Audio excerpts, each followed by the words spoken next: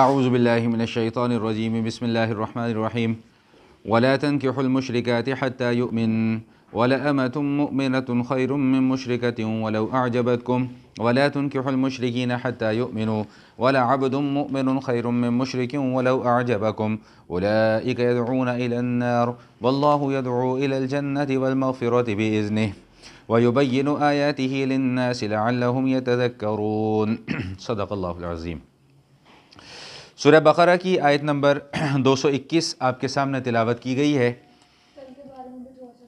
جی، گزشتہ نشست میں جو ہم نے مسائل پڑھے تھے اس میں شراب اور جوئے کی حرمت کے متعلق سوال کیا گیا تھا، اور اس کی تفصیل میں نے عرض کر دی تھی کہ شراب تدریجاً حرام قرار دی گئی ہے۔ بیک وقت شراب کی حرمت کا حکم نازل نہیں ہوا، کیونکہ عرب معاشرے میں شراب، جوا، یہ ان کی گھٹی میں یہ چیزیں موجود تھیں اور ان کو وہ بطور عبادت کے کیا کرتے تھے۔ دوسرا جو مسئلہ کل بیان کیا تھا وہ مال کو خرچ کرنے کے حوالے سے تھا کہ ہم کیا مال خرچ کریں، تو اس میں حکم آ گیا کہ جو اپنی ضرورت کو مقدم رکھو اور اس کے بعد جو ضرورت سے زائد چیز ہے اس کو اللہ تعالیٰ کے راستے میں خرچ کر دو۔ اور تیسرا سوال یتیموں کے متعلق تھا کہ ہم یتیموں کے ساتھ کیا معاملہ کریں، ان کے مال کو اپنے مال کے ساتھ ملائیں کہ نہ ملائیں، تو اس میں اللہ پاک نے فرمایا کہ ہم نے تمہارے لیے آسانی پیدا کر دی ہے، اگر اصلاح کی اور خیر خواہی کی اور بہتری کی نیت ہے تو پھر تم اپنا مال ان کے مال کے ساتھ ملا کر انہی کے اوپر خرچ بھی کر سکتے ہو۔ آج جو یہ آیت تلاوت کی ہے اس میں بہت ہی اہم مسئلہ بیان کیا گیا ہے، اور وہ مسئلہ نکاح کے متعلق ہے۔ آگے اب جتنے بھی مسائل آ رہے ہیں ان مسائل کا تعلق میاں اور بیوی کے تعلقات کے حوالے سے ہے کہ تعلق کیسے قائم کیا جاتا ہے اور کیسے ختم کیا جاتا ہے، اور اس تعلق کے درمیان جو جو لوازمات ہیں ان کا تذکرہ بھی کیا جائے گا۔ تو یہاں پہ پہلے مسئلہ سمجھ لیں، پھر میں انشاءاللہ اس کے بعد اس کی مختصر سی تفسیر بھی آپ کے سامنے عرض کر دیتا ہوں۔ مسئلہ یہ بیان کیا گیا ہے کہ وَلَا تَنْكِحُوا الْمُشْرِكَاتِ حَتَّى يُؤْمِنْ، کہ جو عورت مشرک ہو، شرک میں مبتلا ہو، مسلمان مرد کا ایسی عورت کے ساتھ نکاح کرنا جائز نہیں ہے۔ اور اسی طرح اگر کوئی مرد شرک میں مبتلا ہو تو کسی مسلمان عورت کا ایسے مرد کے ساتھ نکاح کرنا بھی جائز نہیں ہے۔ یہ اللہ تعالیٰ نے واضح طور پہ یہ حکم بیان کر دیا ہے۔ گزشتہ امتوں میں اور گزشتہ شریعتوں میں اس قسم کی پابندی نہیں تھی، جیسا کہ قرآن کریم میں آپ آگے بھی جا کر پڑھیں گے۔ حضرت لوط علیہ السلام، حضرت نوح علیہ السلام کے متعلق آتا ہے کہ ان دونوں کی جو اہلیات تھیں، ان دونوں کی جو بیویاں تھیں، انہوں نے ایمان قبول نہیں کیا تھا اور اللہ تعالیٰ کے عذاب کے پکڑ میں وہ آ گئی تھیں اور اللہ کے عذاب میں ان کو مبتلا کیا گیا تھا۔ لیکن اس شریعت کے اندر اس بات کی پابندی لگا دی گئی ہے کہ کوئی مسلمان مرد کسی مشرک عورت اور یا کوئی مسلمان عورت کسی مشرک مرد کے ساتھ نکاح نہیں کر سکتی۔ مختصراً یہ سمجھ لیں کہ شرک کس بیماری کا نام ہے، پہلے بھی بات ہو چکی ہے، اور قرآن کریم کا بنیادی موضوع ہی توحید ہے۔ شرک سے مراد کہ اللہ کے علاوہ اللہ کی جتنی بھی مخلوق ہے، چاہے وہ انسان ہوں یا فرشتے ہوں یا جنات ہوں یا کوئی بھی اور مخلوق ہو، انسانوں میں کوئی بہت اعلیٰ مرتبے والا کوئی بزرگ ہو، ولی ہو یا نبی ہو، اس کو اللہ جیسا با اختیار سمجھنا یہ شرک ہے۔ یعنی جو صفات اللہ تعالیٰ کی ہیں ان صفات سے مخلوق میں سے کسی ایک کو متصف کرنا، کہ جو صفات، جو کوالٹیز اللہ کے اندر پائی جاتی ہیں وہی کوالٹیز فلاں بندے کے اندر بھی پائی جاتی ہیں۔ جو اللہ کر سکتا ہے وہ فلاں بندہ بھی کر سکتا ہے۔ اللہ اولاد دے سکتا ہے تو فلاں بھی اولاد دے سکتا ہے، نعوذ باللہ من ذالک، یہ شرک ہے۔ تو اگر کسی کے عقیدے کے اندر یہ خرابی آ جائے تو یاد رکھیے گا کہ اس کا ایمان پھر باقی نہیں رہتا جب تک کہ وہ توبہ کر کے دوبارہ کلمہ پڑھ کے اسلام قبول نہ کرے۔ اور اگر خدا نہ خواستہ اسی حالت میں اگر کسی کا وفات ہو جاتی ہے، انتقال ہو جاتا ہے، تو اللہ تعالیٰ نے فرما دیا ہے کہ ان اللہ لا یغفر ان یشرک بہ، کہ اللہ تعالیٰ اس کے ساتھ جو شرک کیا گیا ہے اس کو کسی حالت میں اللہ تعالیٰ معاف نہیں فرمائیں گے۔ اس کے علاوہ جو دیگر گناہ ہوں گے وہ اللہ چاہیں گے تو اپنی رحمت سے معاف فرما دیں گے۔ اب یہاں پر جو اہم نقطہ سمجھنے کا ہے، 2-3 پوائنٹس ہیں، ان کو ذرا توجہ کے ساتھ سماعت فرما لیں کہ نکاح کیا ہے۔ اللہ تعالیٰ نے انسان کے اندر کچھ خواہشات رکھی ہیں، یہ فطرتی طور پہ انسان کے اندر موجود ہیں، اور ان خواہشات کو رکھنے کا مقصد بھی انسان کا اپنا امتحان ہے۔ اب ان خواہشات کو پورا کرنے کے لیے اللہ تعالیٰ نے راستے بھی ہمیں بتلا دیے ہیں. ایک راستہ وہ ہے جو ناجائز ہے، ایک راستہ وہ ہے جو جائز ہے. ناجائز راستہ کیا ہے؟ وہ زنا کا راستہ ہے یا اور کوئی دوسرے طریقے اختیار کرنا اس خواہش کو پورا کرنے کے لیے. اور جائز راستہ اللہ تعالیٰ نے نکاح کا رکھا ہے. چنانچہ حدیث شریف میں آتا ہے کہ رسول اللہ صلی اللہ تعالیٰ علیہ وسلم ایک موقع پہ ارشاد فرما رہے تھے، تو اس کا مفہوم ہے اس حدیث کا کہ جس میں اللہ کے نبی صلی اللہ تعالیٰ وسلم نے بیان فرمایا کہ جب کوئی میاں بیوی آپس میں کوئی تعلقات کو قائم کرتے ہیں تو اس پر اللہ تعالیٰ ان کو نیکی عطا فرماتے ہیں. تو صحابہ بڑے حیران ہوئے کہ یا رسول اللہ اس کام پر بھی ہمیں ثواب ملتا ہے.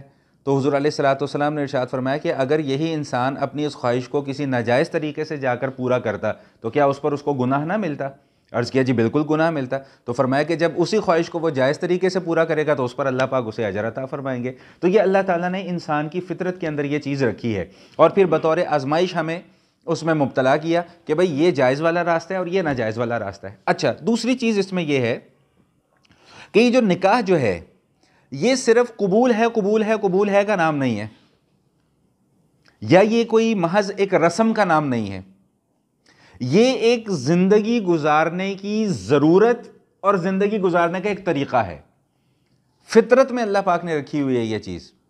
1,24,000 پیغمبروں میں سے صرف حضرت یحییٰ علیہ السلام، جہاں تک مجھے اس وقت یاد پڑ رہا ہے، اللہ کی طرف سے ان کو یہ خصوصیت تھی کہ انہوں نے نکاح نہیں کیا تھا. یہ ان کی ایک جزئی فضیلت تھی. اس کے علاوہ 1,23,999 پیغمبروں نے نکاح کیا. حضرت عیسیٰ علیہ السلام جب تک اس دنیا میں رہے انہوں نے نکاح نہیں کیا، آسمانوں پہ اٹھا لیا گیا. جب قیامت کے قریب دوبارہ وہ اس دنیا کے اندر تشریف لائیں گے، جو کہ ہمارا پختہ اور بنیادی عقیدہ ہے، پھر وہ نکاح فرمائیں گے اور ان کی اولاد بھی ہوگی. چنانچہ نبی کریم علیہ الصلوۃ والتسلیم نے ارشاد فرمایا کہ نکاح کرنا میری سنت ہے. النکاح من سنتی فمن رغب عن سنتی فلیس منی. جو میری اس سنت سے اعراض کرے گا، جان چھڑانے کی کوشش کرے گا، جان بچانے کی کوشش کرے گا، اس کا میرے سے کسی قسم کا کوئی تعلق نہیں ہے. اور دوسرے موقع پہ ارشاد فرمایا کہ من نکح فقد استکمل نصف الایمان، کہ جو شخص نکاح کر لیتا ہے اس کا آدھا ایمان مکمل ہو جاتا ہے، باقی آدھا ایمان جو ہے وہ دیگر اعمال کے ذریعے سے پورا کرے. یعنی صرف ایک نکاح کی برکت سے اللہ پاک ایمان کی تکمیل فرما دیتے ہیں. یہ اتنا بڑا عمل ہے. ایک اور حدیث میں اللہ کے حبیب صلی اللہ علیہ وسلم ارشاد فرماتے ہیں کہ 4 چیزیں ایسی ہیں کہ جو ہر نبی کی سنت رہی ہیں: نکاح کرنا، خوشبو لگانا، مسواک کرنا اور شرم و حیا. یہ 4 چیزیں ہر نبی کی سنت رہی ہے. ہر نبی نے نکاح کیا ہے، ہر نبی خوشبو لگایا کرتے تھے، ہر نبی مسواک بھی کیا کرتے تھے، اور ہر نبی کے اندر اللہ پاک نے شرم اور حیا کوٹ کوٹ کر بھری ہوئی تھی. کوئی نبی نعوذ باللہ حیا سے خالی یا حیا سے عاری نہیں تھے. اللہ پاک نے ایسی صفات، ایسی پاکیزہ صفات اللہ پاک نے ان کے اندر رکھی ہوئی تھی. تو عرض میں یہ کر رہا تھا کہ نکاح جو ہے یہ صرف ایک آمنے سامنے بٹھا کر صرف یہ کہہ دینا کہ میں نے فلاں کو قبول کیا، میں نے فلاں کو قبول کیا، یہ صرف اس چیز کا نام نہیں ہے. یہ زندگی گزارنے کا ایک طریقہ ہے. اور یہ زندگی تبھی پرسکون گزر سکتی ہے جب ذہنی ہم آہنگی ہو. ہم اپنے معاشرے کے اندر بہت سارے گھروں کو اجڑتا ہوا صرف اسی بنیاد پر دیکھتے ہیں کہ ان کی آپس میں ذہنی ہم آہنگی نہیں ہو سکتی. ایک کا مزاج کچھ اور ہے، ایک کا مزاج کچھ اور ہے. شریعت ہمیں یہ سکھلاتی ہے کہ دونوں نے ایک دوسرے کے مزاج کو برداشت کرنا ہے. مرد کی زیادہ ذمہ داری ہے برداشت کرنا، عورت کی اس سے زیادہ ہر ایک کی اپنی اپنی ذمہ داریاں ہیں. پھر اس نکاح کے بعد اللہ تعالیٰ نے کچھ حقوق اور کچھ فرائض دونوں کے متعین کر دیے ہیں. مرد کے یہ حقوق ہیں، خواتین کے یہ حقوق اور یہ ان کے فرائض ہیں. مرد کی یہ ذمہ داریاں ہیں، عورتوں کی یہ ذمہ داریاں ہیں. اس کے متعلق آگے گفتگو آئے گی. ابھی میں اس ٹاپک کو نہیں چھیڑ رہا، میں صرف تمہید اتنی لمبی چوڑی اس مسئلے کو سمجھانے کے لیے اس لیے باندھ رہا ہوں تاکہ ذہن کے اندر یہ بات اچھے طریقے سے راسخ ہو جائے کہ آخر یہ حکم دیا کیوں جا رہا ہے. ایک مرد اور ایک عورت کا صرف مزاج آپس میں نہ ملتا ہو تو گھر میں گزارا کرنا بہت مشکل کام ہو جاتا ہے. اور اگر دونوں کا عقیدہ اور نظریہ ہی نہ ملتا ہو تو پھر کتنا مشکل ہو جائے گا. اسی بنیاد پر اللہ پاک نے یہ حکم دیا کہ اگر کسی مرد کا نظریہ یہ ہے کہ اللہ ایک ہے، وہی ہمارا پالن ہار ہے، وہی ہمارا مشکل کشا، وہی ہمارا حاجت روا ہے، اور قیامت آنی ہے، اللہ کے نبی سارے کے سارے سچے ہیں، حضور علیہ الصلوۃ والسلام آخری نبی ہیں، اگر کسی مرد کا یہ عقیدہ ہے تو وہ کسی ایسی عورت سے نکاح نہ کرے جس کا عقیدہ اور نظریہ اس کے بالکل اپوزٹ ہو. ایک آدمی یہ کہہ رہا ہے کہ اللہ ایک ہے, دوسری طرف عورت یہ کہہ رہی ہے کہ اللہ ایک ہے ہی نہیں, یہ بت جو ہے یہ تو میرے معبود ہیں. مجھے یہ بتائیں کہ ان کے گھر کے اندر کیا سکون رہ سکے گا؟ کیا محبت ان دونوں کے اندر پیدا ہو سکتی ہے؟ کیا ذہنی ہم آہنگی ان کے اندر پیدا ہو سکتی ہے؟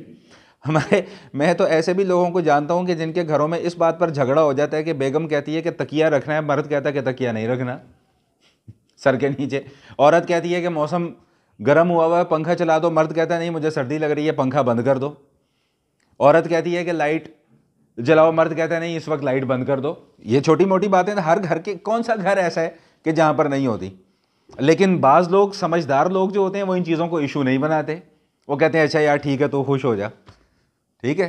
اور بعض جو کم عقل قسم کے لوگ ہوتے ہیں وہ انہی باتوں کو ایشو بناتے ہیں اور وہ جھگڑے بڑھتے ہیں اور اتنے بڑھتے ہیں کہ وہ گھر ٹوٹنے تک نوبت آ جاتی ہے.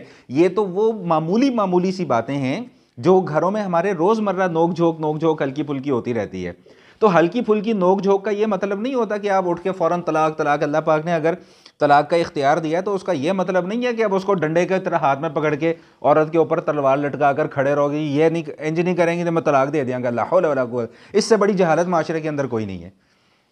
ابھی انشاءاللہ اگلے ہفتے میں جو ہمارے اسباق آ رہے ہیں اس میں یہی مضمون آ رہا ہے. اس میں کوشش کیجئے گا کہ سارے حضرات, بالخصوص جو شادی شدہ حضرات ہیں, وہ موجود رہیں تاکہ ہمیں پتہ چلے کہ ہماری اپنی اوقات کیا ہے. ہم جو بڑے پھنے خام مرد بنے پھرتے ہیں نا جی, ذرا سی بات پہ وہ طلاق دے دیاں گا جی, انج کر دیاں گا جی, انج کر دیاں گا.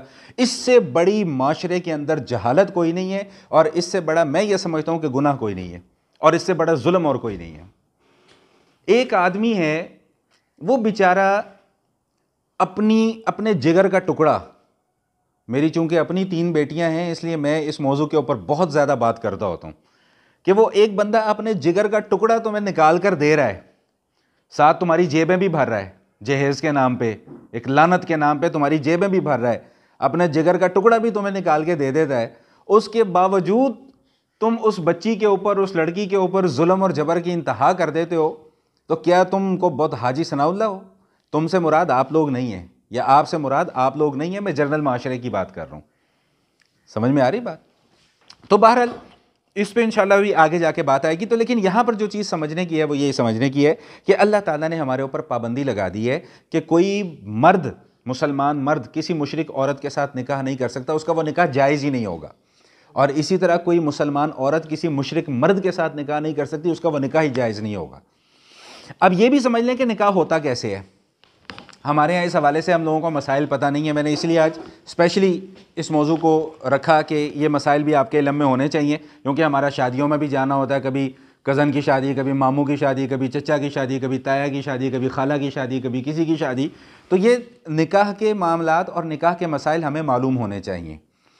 یاد رکھیے گا کہ نکاح کے انعقاد کے لیے, یعنی نکاح کے درست ہونے کے لیے 2 بنیادی شرطیں ہیں. پہلی شرط یہ ہے کہ ایجاب اور قبول ہو. ایجاب اور قبول کا کیا مطلب؟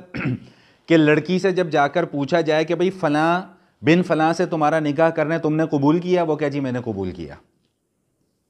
اور یہی سوال لڑکے سے پوچھا جائے کہ فلاں بنت فلاں سے تمہارا نکاح کیا جا رہا ہے, تم نے قبول کیا, وہ کہے جی میں نے قبول کیا.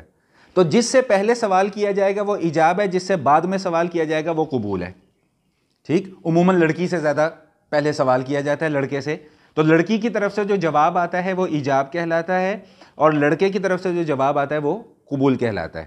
اس میں بھی ہمارے ہاں بڑی غلط فہمیاں رائج ہیں. کچھ اس میں ہمارے علماء کی بھی کوتاہی ہے, جو نکاح پڑھانے جاتے ہیں وہ لوگوں کو مسائل نہیں بیان کرتے. یہ مسائل وہاں پر لوگوں کو بیان کرنے چاہیے. صرف اس چیز کا نام ہے کہ فلاں بن فلاں سے آپ کا نکاح کر رہے ہیں, آپ نے قبول کیا, لڑکی کہتے ہیں میں نے قبول کیا, ایجاب ہو گیا. یہی سوال لڑکے سے پوچھا جائے, وہ کہے جی میں نے قبول کیا, یہ قبول ہو گیا, بس نکاح ہو گیا. اب اس کے اندر وہ جو ایک رسم ہے جی 3 دفعہ پوچھو, 4 دفعہ پوچھو, 5 دفعہ پوچھو, اس کا نبی علیہ الصلوۃ والسلام کی سنت سے کوئی تعلق اور سنت سے کوئی ثبوت. پھر وہ جی کلمے پڑھاؤ, یہ کلمے پڑھانا حضور علیہ الصلوۃ والسلام کی سنت سے ثابت نہیں ہے. میں 1-2 واقعات چھوٹے چھوٹے سنا دوں جو میرے ساتھ رونما ہوئے, بڑے دلچسپ ہیں وہ واقعات. ایک دفعہ ایک جگہ نکاح پڑھانے جانے کا اتفاق ہوا, تو میری کوشش یہ ہوتی ہے کہ نکاح جو ہے وہ کم از کم نبی علیہ الصلوۃ والسلام کی سنت کے مطابق پڑھایا جائے. تو میں تو اس طرح کی بدعت وغیرہ نہیں کرتا کہ وہ کلمے بھی پڑھاؤ اور یہ بھی کرو. تو وہ بعد میں پتہ لگا کہ جی وہ بارات چلی گئی، جب وہ مطلب واپس چلے گئے، رخصتی ہو گئی، تو وہ لڑکے والوں نے اپنے علاقے میں جا کے پھر دوبارہ نکاح پڑھوایا کہ جی یہ نکاح ہی نہیں ہویا، مولوی نے کلمے نہیں پڑھائے. اچھا، اتفاق سے کچھ عرصے کے بعد انہی کے خاندان میں دوبارہ ایک نکاح ہونا تھا. وہ پھر میرے پاس آئے لڑکی والے، تو قاری صاحب آپ کی بڑی مہربانی ہوگی، آپ کلمے پڑھا دیجئے گا. میں نے کہا یار اگر میں نہ پڑھاؤں تو نہیں جی وہ پہلے بھی بڑا مسئلہ بنا تھا اور یہ وہ. میں کہا یار میں سنبھال لوں گا، ہینڈل کر لوں گا، پریشان نہ ہو. خیر وہاں پہ میں گیا تو اچھا خاصا مجمع لگا ہوا تھا، نکاح کا وقت آ گیا. میں نے کہا یار 5-10 منٹ اگر میں بات کر لوں تو اجازت ہے؟ انہوں نے کہا جی کریں. میں نے وہاں پہ پھر یہ مسئلہ بڑا ٹیکنیکلی سمجھانے کی کوشش کی تو 99% لوگوں کو الحمدللہ بات سمجھ میں آ گئی. ان میں سے ایک جو دولہا کا بھائی تھا وہ میرے نا دائیں طرف بیٹھا ہوا تھا. اب وہ بات اس طرف منہ کر کے کر رہا ہے کہ جی کل میں پڑھا بھی لئیے تو حرج کی ہے. اور میں اسی سوال کا انتظار کر رہا تھا. میں نے کہا یہ سوال ہوگا تو میں پھر اس کا جواب دوں گا. میں نے کہا بیٹا اس میں حرج یہ ہے کہ یہ نبی علیہ الصلوۃ والسلام کی سنت کے خلاف ہے، یہ سب سے بڑا حرج ہے. دیکھیے آپ دین کا کوئی بھی کام کر لیں، کوئی بھی اچھا کام کر لیں، دین کا کوئی بھی اچھا کام کر لیں، اگر وہ میرے نبی علیہ الصلوۃ والسلام کے طریقے کے خلاف ہے نا تو اس کے اوپر کوئی نیکی، جتنا مرضی وہ دیکھنے میں اچھا کام ہو، لیکن اگر وہ حضور کی سنت اور حضور کے طریقے کے خلاف ہے تو اس میں کوئی نیکی نہیں ہے، اور حضور کے طریقے کے مطابق ہے تو نیکیوں کے انبار ہیں. تو میں نے اس کو یہ بتایا، میں نے کہا بھائی اس میں سب سے بڑا حرج یہ ہے کہ یہ حضور علیہ الصلوۃ والسلام کی سنت کے خلاف ہے. میں نے کہا جو پچھلے 10-15 منٹ سے میں بول رہا ہوں میں کیا سمجھانے کی کوشش کر رہا ہوں، یہی تو سمجھانے کی کوشش کر رہا ہوں. پھر خیر وہاں پہ میں نے دیکھا ماحول تھوڑا سا گرم ہونے کا، میں نے موضوع کو ایک دم پلٹ دیا. میں نے اونچی آواز سے کہا دولہا کو، میں نے کہا یار یہ لوگ نا تجھے مسلمان نہیں سمجھتے، تو اونچی آواز میں ان کو کلمہ پڑھ کے سنا دے ذرا. اس نے وہ لا الہ الا اللہ محمد رسول اللہ. میں کہا تسلی ہو گئی ہے سب کی. تو وہ میری ان کی بات بھی رکھی گئی اور میرا منشا بھی جو ہے وہ بھی پورا ہو گیا. تو بہرحال عرض کرنے کا مقصد یہ تھا کہ یہ نکاح کے اندر یہ کلمے وغیرہ پڑھانا یہ کوئی سنت سے ثابت، ایجاب قبول اور 2 گواہ مقرر ہیں، کوئی بھی موجود ہیں 2 بندے، ان کو گواہ بنا کر ان کے سامنے نکاح کر لیا جائے تو وہ نکاح درست ہو جاتا ہے. اور یہاں پر ایک مسئلہ اور بھی آپ کو سمجھا دوں کہ نکاح ہو گیا، طلاق ہو گئی، یہ ایسی چیزیں ہیں کہ اللہ کے حبیب صلی اللہ علیہ وسلم ارشاد فرماتے ہیں کہ اگر کوئی مذاق میں بھی ان کو کہے گا یہ تب بھی ہو جائیں گے. ایک لڑکا بیٹھا ہو، ایک لڑکی بیٹھی ہو، 2 آدمی بیٹھے ہوئے ہیں، لڑکے نے لڑکی کو کہہ دیا کہ میں تم سے نکاح کرتا ہوں، لڑکی نے کہا میں تمہیں قبول کرتی ہوں، 2 لوگوں کے سامنے نکاح ہو جائے گا. سمجھ میں آ گئی بات؟ اس میں اتنی احتیاط کی ضرورت ہے. اسی طرح مولوی صاحب کا کیا کام ہے نکاح کے اندر؟ یہ تو ہم لوگوں کو خود دین کے اوپر عمل کرنا نہیں آتا، اس لیے ہم مجبور ہیں مولوی کے ہاتھوں. مولوی صاحب کا کیا کام ہے؟ مولوی صاحب نے تو جس جا کے خطبہ پڑھنا ہے، خطبہ پڑھنا تو سنت ہے. اصل جو میں نے آپ کو کیا بتا رہا ہوں میں جب سے کہ نکاح کے اندر 2 بنیادی شرطیں ہیں، ایک ایجاب اور قبول اور ایک 2 گواہوں کی موجودگی. یہ اگر ہو گیا تو نکاح ہو گیا. ٹھیک. مجھے ابھی پرسوں ترسوں ایک بہن کا میسج آیا کہ جی آپ سے ایک مسئلہ پوچھنا ہے. میں نے کہا جی پوچھیں. کہتی ہیں کہ وہ فون کے اوپر نا دونوں نے، لڑکے نے اور لڑکی نے، قرآن پہ ہاتھ رکھ کے اللہ کی قسم کھا کے ایک دوسرے کو کہا کہ میں نے آپ کو قبول کیا. وہ کہتی ہے میں بھی آپ سے نکاح کرتی ہوں تو نکاح ہو جائے گا. میں نے کہا نہیں ایسے نہیں ہوتا، ٹیلی فون پہ ویسے بھی نکاح نہیں ہوتا. تو میں اس کو سمجھایا، میں نے کہا نکاح ایسے ایسے ہوتا ہے. لیکن میں نے کہا اگر یہی بات انہوں نے آمنے سامنے بیٹھ کر 2 آدمیوں کی موجودگی میں کہی ہوتی پھر نکاح ہو جاتا. ٹھیک. اسی طرح طلاق، کوئی ہنستے ہنستے اپنی بیوی کو کہتے بیگم آج آپ نے کھانا بڑا زبردست بنایا لہٰذا آج آپ کو طلاق ہے، تو طلاق واقع ہو جائے گی. اس میں کوئی یہ مذاق والی چیز نہیں ہے، یہ حقیقت ہے. تو طلاق کے لیے گواہوں کا کوئی شرط نہیں ہے. آگے انشاءاللہ مسائل آئیں گے پھر وہاں پر بات کریں گے. بات سمجھ میں آگے کہ نہیں آگے؟ تو یہ 2 بنیادی چیزیں نکاح کے متعلق میں نے آپ کو بتانی تھی. تیسری بات یہ ہے کہ نکاح کسی رسم کا نام نہیں ہے، یہ کسی رواج کا نام نہیں ہے. ہم لوگوں نے آج کل نکاح کو مشکل سے مشکل تر بنا دیا ہوا ہے، جس کی وجہ کیا ہے کہ گناہ عام ہو رہا ہے. نکاح آسان بناؤ، گناہ خود بخود مشکل ہو جائے گا. والدین انتظار کر رہے ہیں جی لڑکے کی عمر 35 سال ہو گئی ہے، 35 سال میں جا کے اس کی شادی ہو رہی ہے. وہ 40 سال کا بابا اپنے بچوں کو اسکول لینے جا رہا ہے، اسکول چھوڑنے کے لیے جا رہا ہے. لا حول ولا قوت الا باللہ. کتنی بڑی ناانصافی ہے، کتنا بڑا ظلم ہے. حضرت علی رضی اللہ تعالیٰ عنہ فرماتے ہیں کہ تین کاموں میں دیر نہ کرو. حضور علیہ الصلوۃ والسلام نے ارشاد فرمایا کہ 3 کاموں میں دیر نہ کرو. ایک جب نماز کا وقت آ جائے فوراً نماز پڑھو, انتظار نہ کرو جی ابھی تھوڑی دیر بعد پڑھ لوں گا, ابھی یہ کر لوں گا. دوسرا فرمایا جب کوئی فوت ہو جائے فوراً اس کا جنازہ پڑھو, اس میں تاخیر نہ کرو. اور تیسرا جب کوئی بچہ یا بچی بلوغت کی عمر کو پہنچ جائیں فوراً ان کا نکاح کر دو, اور مناسب کوئی رشتہ مل جائے فوراً ان کا نکاح کر دو. اور دوسرا مسئلہ یہ ذہن میں رکھیں کہ نکاح کرتے وقت 4 چیزوں کا اعتبار کیا جاتا ہے: خاندان کا, مال و دولت کے اعتبار سے, حسن و جمال کا اعتبار, اور چوتھی چیز دینداری. ایک خاندان بہت امیر ہے, ایک خاندان بہت غریب ہے, بڑی مشکل ہوتی ہے. ایک لڑکا بہت خوبصورت ہے, لڑکی بہت بدصورت ہے, یا لڑکی بہت خوبصورت ہے, لڑکا بہت بدصورت ہے, نباہ مشکل ہو جائے گا. سمجھ میں آ گئی بات کہ نہیں آ گئی؟ ایک خاندان بہت اعلیٰ نسب والا ہے, ایک خاندان بیچارہ بہت ہلکے نسب والا ہے, گزارا مشکل ہو جائے گا. چوتھی چیز دینداری ہے. تو حضور علیہ الصلوۃ والسلام فرماتے ہیں کہ دینداری کو ترجیح دو. اگر لڑکی والوں کو کوئی لڑکا مل جاتا ہے جو دیندار ہے, بہت زیادہ کماتا نہیں ہے لیکن دیندار ہے, اخلاق اچھے ہیں, سیرت اچھی ہے, کردار اچھا ہے, اللہ کے حبیب نے فرمایا کہ اس کو ترجیح دو.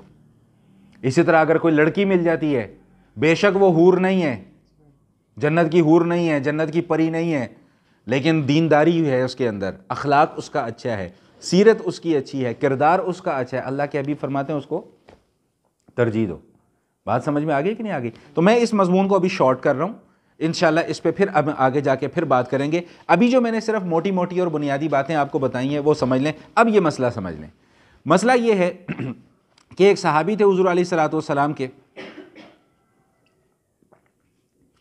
ابو مرثد ان کا نام تھا. ان کو ایک عورت پسند آ گئی, اس عورت کا نام عناق تھا. یہ ابو مرثد حضور علیہ الصلوۃ والسلام کی خدمت میں حاضر ہوئے اور آ کر عرض کیا کہ یا رسول اللہ, وہ عناق عورت جو ہے وہ مجھے بڑی پسند ہے, دل کو بھا گئی ہے, میں اس سے نکاح کرنا چاہتا ہوں, آپ کیا فرماتے ہیں؟ حضور نے فرمایا کہ کیسی ہے وہ عورت, کیا ہے اس کا دینداری کے اعتبار سے؟ تو عرض کیا کہ یا رسول اللہ وہ تو بتوں کو پوجتی ہے. اس موقع پہ پھر یہ آیہ مبارکہ نازل ہوئی کہ وَلَا تَنكِحُوا الْمُشْرِكَاتِ حَتَّى يُؤْمِنْ, کہ مشرک عورتوں سے نکاح کرنے کی اجازت نہیں ہے. اور اسی آیت کا دوسرا حصہ ہے کہ وَلَا أَمَةٌ مُؤْمِنَةٌ خَيْرٌ مِّن مُشْرِكَةٍ وَلَوْ أَعْجَبَتْكُمْ, کہ لونڈی ہو, باندی ہو, لیکن وہ مومن ہو, وہ بہتر ہے زیادہ مشرک آزاد عورت سے, اگرچہ وہ تمہیں کتنی اچھی کیوں نہ لگے. اس کے پیچھے بھی ایک واقعہ ہے. عبداللہ ابن رواحہ رضی اللہ تعالیٰ عنہ ایک صحابی ہیں, ان کی ایک باندی تھی, حبشن تھی, کالی سیاہ فام. انہوں نے کسی بات میں غصے میں آ کے ایک دن اس کو تھپڑ مار دیا. بعد میں اپنی غلطی کا احساس ہوا کہ میں نے غلط کیا, پھر حضور کی خدمت میں حاضر ہوئے. صحابہ کا معمول یہ تھا کہ چھوٹا سا چھوٹا بھی کوئی کام ہے یا بڑے سے بڑا بھی کوئی کام ہے فوراً حضور کی خدمت میں. ہم نے آج کل اس معمول کو ترک کر دیا ہوا, ہم اپنے بڑوں کے پاس جاتے نہیں ہیں, اپنے مسائل لے کر اپنے بڑوں کے سامنے جاتے نہیں ہیں, اور بڑوں نے بھی کچھ اس قسم کے ڈنڈے ہمارے اوپر رکھے ہوئے ہیں کہ ہماری ہمت ہی نہیں پڑتی کہ اپنے بڑوں سے جا کر یہ بات کریں. صحابہ کرام ہر بات حضور سے جا کر کیا کرتے تھے. تو نبی علیہ الصلوۃ والسلام نے ان سے بھی یہی پوچھا کہ وہ خاتون کردار کے اعتبار سے کیسی ہے؟ یا رسول اللہ بڑی نیک عورت ہے, روزے بھی رکھتی ہے, نمازیں بھی پڑھتی ہے, فلاں بھی کرتی ہے, فلاں بھی کرتی ہے, مطلب ہر حوالے سے نیک خاتون ہے. تو نبی علیہ الصلوۃ والسلام نے فرمایا کہ تم نے زیادتی کی ہے. جب ان کو اس بات کا احساس ہوا کہ واقعی مجھ سے یہ ظلم ہوا ہے, تو انہوں نے اسی وقت نبی علیہ الصلوۃ والسلام کے سامنے یہ عہد کیا کہ یا رسول اللہ, اللہ کی قسم میں اس عورت کو آزاد کر دوں گا اور پھر اسی عورت کے ساتھ نکاح کروں گا. تو اس موقع پہ پھر یہ آیت نازل ہوئی کہ باندی ہو لیکن مومنہ ہو, وہ مشرک عورت سے زیادہ بہتر ہے. اچھا, اب یہاں پر ایک مسئلہ اور سمجھ لیں, یہ بہت امپورٹنٹ مسئلہ ہے کہ یہ جو اہل کتاب ہوتے ہیں ان کے ساتھ نکاح کرنے کے متعلق کیا مسئلہ ہے. یاد رکھیے گا کہ قرآن کریم کا جب ہم مطالعہ کرتے ہیں تو ہمیں بنیادی طور پہ 2 قسم کے کفار کا تذکرہ ملتا ہے. ایک وہ قسم کافروں کی ہے کہ جو غیر کتابی کافر ہیں. کیا مطلب؟ کہ جو کسی بھی زمانے میں کسی آسمانی مذہب کے پیروکار نہیں رہے, جیسے ہندو مذہب, یہ آگ کو پوجنے والے, یہ ہندوازم یا بت آگ کا پوجنے والے لوگ ہیں, یہ کوئی آسمانی مذہب کے پیروکار نہیں رہے. اور دوسری قسم کے کافر وہ ہیں جو کتابی کافر ہیں, جو کسی نہ کسی زمانے میں آسمانی مذہب کے پیروکار رہے ہیں, اور اب چونکہ وہ حضور علیہ الصلوۃ والسلام کی نبوت کے قائل نہیں ہیں, اس اعتبار سے وہ کافر ہیں, لیکن پیروکار جیسے یہودی اور عیسائی. تو یہودی عورت ہو یا عیسائی عورت ہو, مسلمان مرد کے لیے اس سے نکاح کرنا جائز ہے لیکن بہتر نہیں ہے. مسئلہ سمجھ لیں یہ اچھے طریقے سے کہ یہودی عورت ہو یا عیسائی عورت ہو، اہل کتاب ہو، مرد کے لیے، مسلمان مرد کے لیے جائز ہے کہ وہ اس سے نکاح کر سکتا ہے، لیکن مسلمان عورت کے لیے یہ جائز نہیں ہے کہ وہ کسی اہل کتاب مرد سے نکاح کرے۔ یہ پابندی شریعت کی طرف سے لگائی گئی ہے۔ کیوں؟ اس کی وجہ یہ ہے کہ فطرتاً اللہ پاک نے عورت کو کمزور پیدا کیا ہے، فطرتاً، یہ اللہ پاک نے فطرت کے اندر یہ بات رکھی ہے، ابھی آگے بات آ رہی ہے۔ تو بہت کم ایسا ہوتا ہے کہ عورت ڈومینیٹ کرتی ہے، زیادہ تر مرد حضرات ہی ڈومینیٹ، گھر کے اندر ایک اللہ پاک نے ان کو اختیار دیا ہوا ہے، ان کا حکم چلتا ہے، ٹھیک؟ تو عورت اگر کسی کافر یعنی اہل کتاب مرد سے نکاح کر لے تو خدشہ یہ ہے کہ یہ اپنے ایمان سے بھی ہاتھ دھو بیٹھے گی، ان کے گھر جائے گی، ان کے کیونکہ ظاہری بات ہے اس نے یہاں تو رہنا نہیں، اس نے تو وہاں پہ رہنا ہے اپنے سسرال میں، وہاں اس ماحول کے اندر ڈھل جائے گی، تو خطرہ یہ ہے کہ یہ اپنے ایمان سے بھی ہاتھ دھو بیٹھے گی۔ مسلمان مرد کو جو اہل کتاب عورت سے نکاح کرنے کی اجازت دی گئی ہے وہ اس بنیاد پر دی گئی ہے کہ ہو سکتا ہے کہ وہ عورت جب وہاں سے چھوڑ کر اس ماحول میں آئے تو ان کو دیکھ کر وہ بھی ایمان قبول کر لے۔ بات سمجھ میں آ گئی؟ لیکن علماء نے ساتھ یہ شرط بھی لکھ دی ہے کہ اگر کسی مرد کو یہ خدشہ ہو کہ اہل کتاب عورت سے نکاح کرنے کے باوجود میں اپنے ایمان کی حفاظت نہیں کر سکوں گا تو پھر اس کے لیے وہ بھی جائز نہیں ہے۔ اور حضرت عمر رضی اللہ تعالیٰ عنہ تو اس کو بالکل بھی پسند نہیں فرماتے تھے۔ میں ایک بات پہلے بھی آپ کو بتا کر آ چکا ہوں، آج بھی یہ اصول آپ کے سامنے بیان کر رہا ہوں۔ ایک ہوتی ہے شریعت کی طرف سے اجازت، ایک ہوتا ہے شریعت کی طرف سے حکم۔ اجازت پر عمل کرنا ضروری نہیں ہوتا، حکم پر عمل کرنا۔ شریعت نے اجازت دی ہے، پابندی نہیں لگائی کہ لازمی ہے کہ تم نے، اگر مسلمان عورتیں موجود ہیں تو پھر کوئی ضرورت نہیں ہے اہل کتاب عورتوں سے نکاح کرنے کی، بھائی اپنے مسلمان عورتوں کو ترجیح دو، ان کے ساتھ نکاح کرو، اہل کتاب ہی ڈھونڈنا کیوں ضروری ہے؟ اور دوسرا مسئلہ اس میں یہ بھی ذہن میں بٹھا لیں کہ جو آج کل کے دور کے یہودی یا آج کل کے دور کے جو عیسائی ہیں ان کو اہل کتاب نہیں کہا جاتا، کیونکہ یہ ملحد ہیں، یہ تو نہ حضرت عیسیٰ علیہ السلام کو مانتے ہیں، نہ انجیل کو مانتے ہیں، نہ اللہ کو مانتے ہیں۔ اہل کتاب سے مراد وہ یہودی یا وہ عیسائی ہیں کہ جن کا اپنے اپنے وقت کے نبی کے اوپر ایمان ہو، اللہ کے اوپر ایمان ہو، آخرت کے اوپر ایمان ہو۔ یہ آج کل کے یہودی عیسائی یہ جو انگریز ہو گئے، جو دوسرے تیسرے لوگ ہو گئے، یہ تو مانتے ہی نہیں ہیں، نہ اللہ کو مانتے ہیں، نہ نبی کو مانتے ہیں، نہ تورات کو مانتے ہیں، نہ انجیل کو مانتے ہیں۔ اس لیے یہ آج کل کے جو یہودی اور عیسائی ہیں یہ اہل کتاب نہیں ہیں، ان کو اہل کتاب میں شمار نہیں کیا جا سکتا۔ تو بہرحال خلاصہ کلام یہ ہے کہ ترجیح جو ہے وہ مسلمان مرد کو اور مسلمان عورت کو ہی دی جائے گی۔ مسلمان عورتوں کی موجودگی میں کوئی ضرورت نہیں ہے اہل کتاب عورتوں سے نکاح کرنے کی۔ ہاں اگر نکاح کرنا بھی ہے تو پہلے ان کو اسلام قبول کروائیں اور اس کے بعد ان سے نکاح کریں۔ تو بات سمجھ میں آ گئی کہ نہیں آ گئی؟ تو یہ جو آیات ہم نے پڑھی ہیں اس میں اسی مسئلے کو بیان کیا، اور ساتھ ساتھ اللہ تعالیٰ نے اس کی حکمت بھی اور وجہ بھی بیان فرما دی ہے کہ ہم تمہارے اوپر یہ پابندی لگا رہے ہیں، اس لیے کہ یہ جو مشرک مرد ہوتے ہیں یا مشرک عورتیں ہوں گی کہ یہ تم لوگوں کو آگ کی طرف کھینچ کر لے کر جا رہے ہیں، تم ان کے ماحول میں گئے تو ان جیسے ہی نہ بن جاؤ، کہیں تمہارا ایمان خطرے میں نہ پڑ جائے، اور ایمان خطرے میں پڑ گیا اور ایمان چلا گیا تو اس کے بعد پھر پیچھے باقی رہ کیا جاتا ہے، کیونکہ آخرت میں تو کامیابی کا دار و مدار ہی ایمان کے اوپر ہے۔ اگر ایمان بچے گا تو آخرت میں کامیابی ہوگی، ایمان نہیں بچے گا تو آخرت میں کامیابی بھی نہیں ہے۔ تو اللہ پاک یہی بات ارشاد فرما رہے ہیں کہ اللہ تمہیں جنت کی طرف بلا رہا ہے، کافر تمہیں جہنم کی طرف لے کر جا رہے ہیں۔ اب یہ فیصلہ تم نے کرنا ہے کہ تم نے جنت کی طرف جانا ہے کہ جہنم کی طرف جانا ہے۔ جنت اللہ کا حکم مانو گے تو جنت کی طرف آؤ گے، کافروں کی مرضی پر چلو گے تو پھر جہنم تمہارا مقدر بنے گی۔ یہ اسی مضمون کو بیان کیا۔ آئیے ذرا ترجمہ بھی کر لیں اس آیت کا۔ وَلَا تَنْكِحُوا الْمُشْرِكَاتِ حَتَّى يُؤْمِنْ، اور مشرک عورتوں سے نکاح نہ کرو جب تک کہ وہ ایمان قبول نہ کر لیں۔ وَلَا أَمَةٌ مُؤْمِنَةٌ خَيْرٌ مِّن مُشْرِكَةٍ، اور باندی ہو لیکن مسلمان ہو وہ بہتر ہے اس مشرک آزاد عورت سے، وَلَوْ أَعْجَبَتْكُمْ، اگرچہ وہ تمہیں کتنی اچھی کیوں نہ لگتی ہو۔ تو معلوم یہ ہوا کہ صرف حسن و جمال معیار نہیں ہے، معیار دینداری ہے۔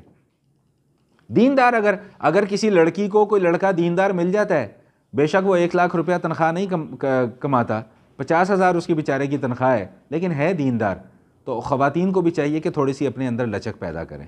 اسی طرح مردوں کو بھی چاہیے کہ تھوڑی سی، نہ بے شک وہ جنت کی حور ہو بیوی تمہاری یا لڑکی جسے تم پسند کرتے ہو، لیکن یہ ہے کہ وہ دینداری کے اعتبار سے نماز کی پابند ہو، روزے کی پابند ہو، پردے کی پابند ہو، اخلاق اس کا اچھا ہو، کردار اس کا اچھا ہو، سیرت اس کی اچھی ہو، بڑوں کا ادب کرنا جانتی ہو، اس بات کو جانتی ہو کہ اگر مجھے اپنے سسرال میں جانا ہے تو مجھے وہاں پر جا کر ان کو بھی اپنے ہی ماں باپ جیسا سمجھنا ہے، تو پھر اس کو ترجیح دی جائے۔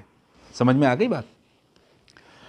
وَلَا تُنْكِحُوا الْمُشْرِكِينَ حَتَّى يُؤْمِنُوا، اور مسلمان عورتوں کو بھی اب پابند کیا جا رہا ہے کہ تم مشرک مردوں کے ساتھ نکاح نہ کرو، حَتَّى يُؤْمِنُوا، جب تک کہ وہ ایمان قبول نہ کر لیں۔ وَلَا عَبْدٌ مُؤْمِنٌ خَيْرٌ مِّن مُشْرِكٍ وَلَوْ أَعْجَبَكُمْ، مسلمان ہو، غلام ہو بے شک بیچارہ، لیکن مسلمان ہو۔ آج کل کے اعتبار سے ہم اس کو کیا کہیں گے کہ مومن ہو، پکا ہو، ایماندار ہو، بے شک غریب ہی کیوں نہ ہو یا ہلکے درجے کا کیوں نہ ہو، تو وہ بہتر ہے مشرک سے۔ وَلَوْ أَعْجَبَكُمْ، اگرچہ وہ مشرک تمہیں کتنا ہی اچھا اور کتنا ہی خوبصورت کیوں نہ لگتا ہو۔ اولئک یدعون الی النار، یہ لوگ تمہیں جہنم کی آگ کی طرف بلاتے ہیں۔ واللہ یدعو الی الجنہ، اور اللہ تعالیٰ تمہیں جنت کی طرف بلاتے ہیں۔ والمغفرہ، اور مغفرت کی طرف بلاتے ہیں، بإذنہ، اپنے حکم سے۔ کیا یہ اس لفظ کے اوپر غور کریں، اپنے حکم سے، اللہ نے حکم دیا ہے یہ۔ وَيُبَيِّنُ آیاتہ للناس، اور اللہ تعالیٰ لوگوں کے سامنے اپنی آیات اسی طرح کھول کھول کر بیان کرتے ہیں، کیوں؟ لعلہم یتذکرون، تاکہ یہ لوگ نصیحت حاصل کر سکیں۔ وآخر دعوانا ان الحمد للہ رب العالمین۔